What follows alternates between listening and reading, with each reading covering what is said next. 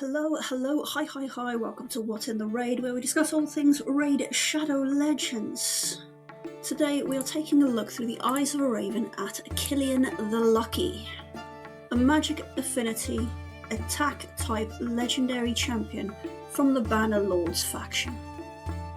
Mechanically speaking, Cillian the Lucky is pretty much underwhelming, and the in-game review table is pretty quick to let you know about it. And sure, he can hit things, but his buffs are random, and his debuffs aren't 100% guaranteed to land either. And in turn, this turns late game battles into a little bit of an RNG gamble. And to be fair, this does suit his accidental hero backstory, but with so many other legendary champs and even epics being more reliable, he does fall down the ranks pretty quick for in-game encounters. However, visually, he is absolutely striking. I mean, just look at him. The art department absolutely nailed his entire design. And he is very unique to the faction overall. Like, at first sight, he is not at all the same as some of the more reserved colour palettes typically associated with the Banner Lords faction.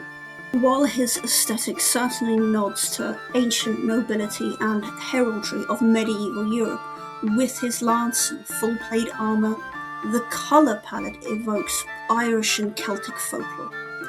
The green and gold tabard and cape, the green plumage that crowns his helm, and the four-leaf clover embellishments at every angle tie him very firmly into the leprechaun's luck philosophy that is so prevalent in his lore.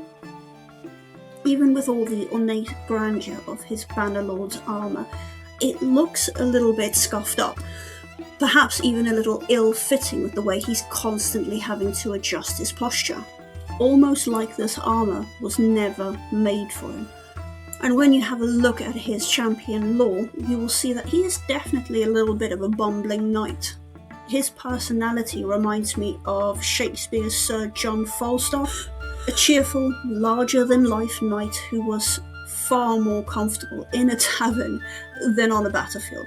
And much like Cillian, he feels less like a disciplined military hero and more like someone who somehow stumbled into greatness.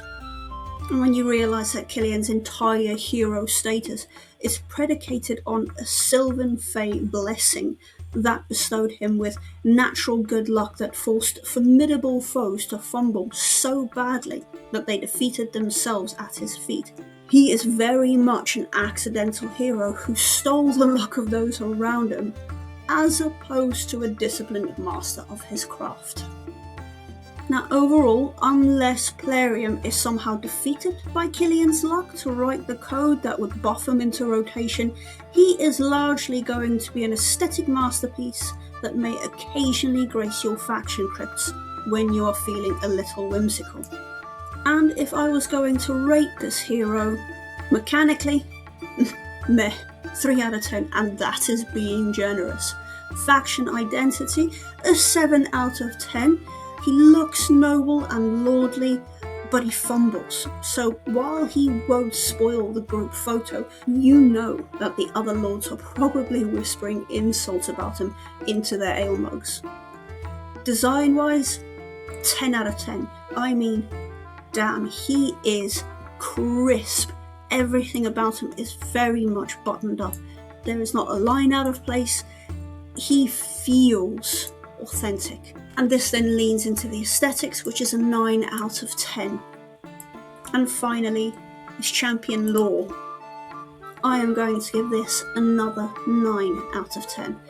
I would totally love to read more about his story and whether or not he ever got the fate to reverse that curse/blessing from his life. Am I going to take him to level 60? Probably not. I don't think I'll ever complete the game enough for that to be an option.